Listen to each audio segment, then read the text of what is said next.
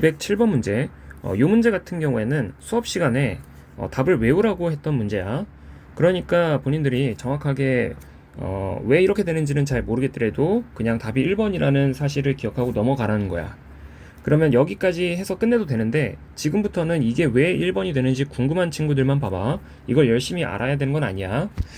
일단 요 값을 좀 몇 개의 항을 전개해서 이 시그마의 뜻을 보면 1의 p승분의 1이고 더하기 2의 p승분의 1이고 더하기 점점점 이런 애들을 갖다가 계속 무한히 더해 나가라는 거지. 3의 p승분의 1 더하기 4의 p승분의 1 이렇게.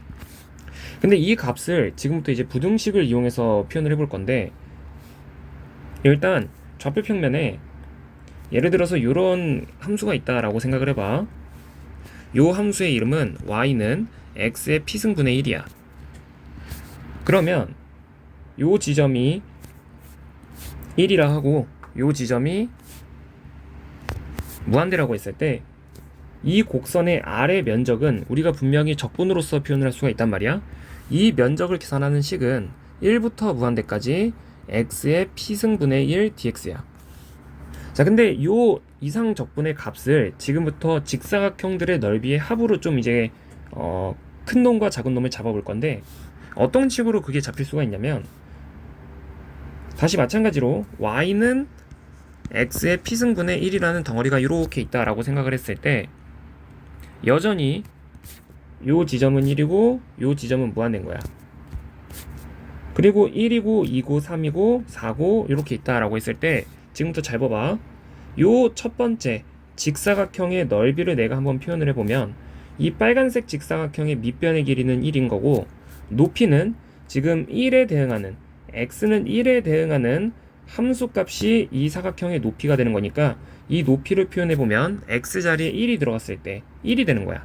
그러니까 높이가 1이 되어서 첫 번째 직사각형의 면적은 1이라고 표현할 수 있고, 더하기 두 번째 직사각형도 마찬가지로 넓이라고 하는 것을 표현을 해보면 밑변의 길이는 여전히 1인 거고, 요때의 높이는 x가 2가 들어갔을 때의 함수값을 얘기하는 거니까 x가 2가 들어갔을 때 함수값은 2의 p승분의 1이라고 표현할 수 있어. 그러니까 두 번째 직사각형의 면적은 밑변의 길이는 여전히 1인 거고 높이가 2의 p승분의 1인 거라서 2의 p승분의 1이라고 쓸 수가 있는 거지. 첫 번째 직사각형의 넓이는 그러니까 1.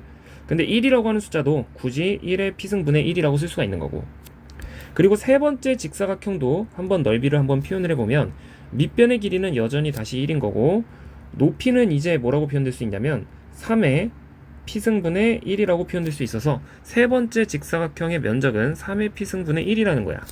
자, 이런 애들을 계속 더해 나간 덩어리들을 내가 시그마라는 합기호를 이용해서 표현하게 되면 그게 시그마 k는 1부터 무한대까지 k의 p승분의 1이 되는 거야.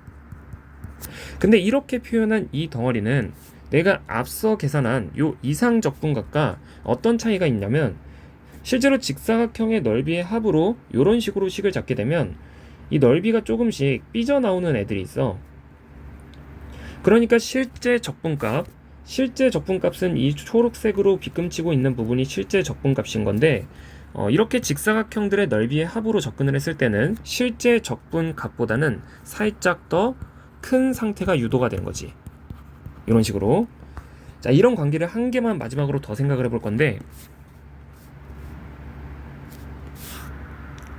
자, 마찬가지로 이렇게 y는 x의 p승분의 1이라고 하는 이제 그래프가 있고, 여기가 1이고 여기가 2고 여기가 3이고 계속 가다가 점점점 마지막엔 무한대인 거야.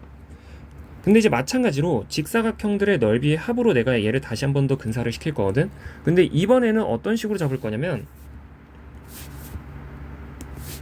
요 지점에서가 아니라 요렇게 직사각형을 잡아 이번엔. 그리고 요렇게 직사각형을 잡아. 그리고 요렇게 직사각형을 잡아.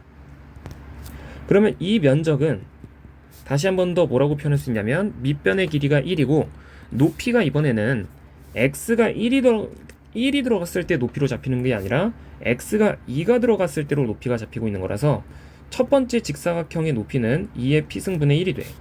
그러니까 첫 번째 직사각형의 면적은 2의 p승분의 1인 거고, 두 번째 직사각형의 면적도 이제는 높이가 x가 3이 들어갔을 때로 잡히는 거라서 3의 p승분의 1이 되는 거야. 그러니까 3의 p승분의 1이고 세 번째는 4의 p승분의 1이 될 거고, 얘네들을 모조리 더한 결과를 내가 시그마라는 합기호를 이용해서 표현을 하게 되면 얘는 시그마 k는 이제는 1부터가 아니라 2부터 무한대까지 x가 아니라 k의 p승분의 1이라고 표현할 수 있어. 자, 이런 식으로 표현하게 되면 이제는 실제 적분각과 어떤 차이가 발생하냐면 요 부분이 이제는 b고 요 부분이 b여, 요 부분이 b여. 자, 그러니까 이렇게 작은 값을 기준으로 직사각형들의 넓이의 합을 잡게 되면 실제 적분값보다는 직사각형들의 넓이의 합이 조금 더 작다는 거지. 그러면 얘네들을 이용해서 이제 식을 어떻게 정리하는 게 관건이냐면, 일단 얘는 적분이 가능해. 1부터 무한대까지 x의 p승분의 1 dx인 거니까 얘는 마이너스 x의 마이너스 p승이랑 같은 거고, 적분해보면 1 마이너스 p분의 1에 x의 1 마이너스 p승, 그러니까 1 들어가고 무한대가 들어가게 되면 요 값은 p 마이너스 1분의 1이 돼. 그럼 잘 봐봐. 이 위의 식에서는 어떤 결론이 나온 거냐면 시그마 k는 1부터 무한대까지 k의 p승분의 1이라고 하는 건 분명히 뭐보다 큰 거냐면 p-1분의 1보다 큰 거야. 자, 그러니까 이 관계를 이렇게 쓸 수 있겠지. 그리고 아래 식도 마찬가지로 정리해보면 시그마 k는 2부터 무한대까지 k의 p승분의 1이라고 하는 건, 자, 요건 내가 굳이 어떤 식으로 표현할 수 있냐면 시그마 k는 1부터 무한대까지 k의 p승분의 1 빼기 1로서 표현할 수 있어. 왜냐면 실제로 k가 1이 들어가면 값이 1인 거니까 이걸 상쇄시켜주면 내가 1을 빼주면 되겠지. 근데 이 값은 분명히 뭐보다는 작다 그랬냐면 1부터 무한대까지 x의 p승분의 1 dx랑 이 이상적분의 값보다는 작다 그랬는데, 이 이상적분의 값은 아까 전에 위에서 p-1분의 1보다 작다 그랬거든. 그러니까 결국 요 놈만 찾고 싶으면 얘가 이쪽으로 넘어가면서 요런 부등식이 성립하게 되는 거야. 그래서 정답은 1번이 되는 거지.